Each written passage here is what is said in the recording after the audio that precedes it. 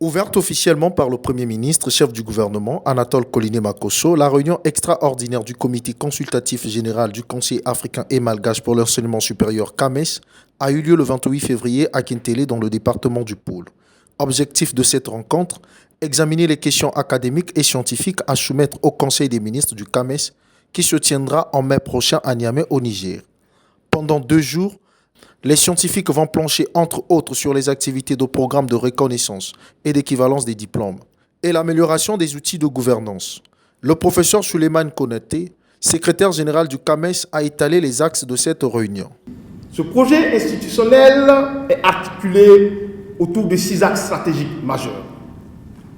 Le premier axe porte sur la préservation et la consolidation des nombreux acquis du CAMES. Cela devra nous conduire à l'élaboration d'un plan stratégique de développement sur la base d'un bilan sans complaisance du CAMES et de la prise en compte des attentes de tous. Le deuxième axe portera sur la promotion et le renforcement de la crédibilité du label du CAMES comme institution d'évaluation scientifique de référence internationale.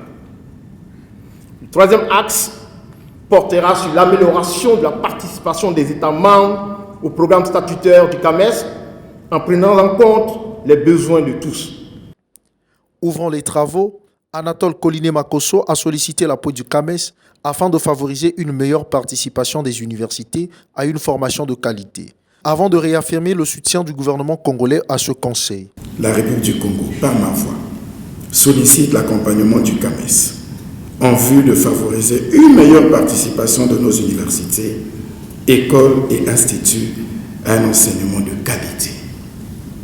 C'est ici d'ailleurs le lieu de nous réjouir de la conférence publique sur l'assurance qualité de l'enseignement supérieur organisée à point nommé ce matin et qui a permis à plus de 250 acteurs de l'enseignement supérieur public et privé de s'imprégner des principes de la qualité dans l'enseignement. Autant d'éléments qui indiquent que nous ne ménagerons pour notre part aucun effort pour nous acquitter de nos obligations vis-à-vis de l'institution CAMES. Signalant qu'en marge de la cérémonie d'ouverture, une conférence s'est tenue sur l'assurance qualité dans l'enseignement supérieur.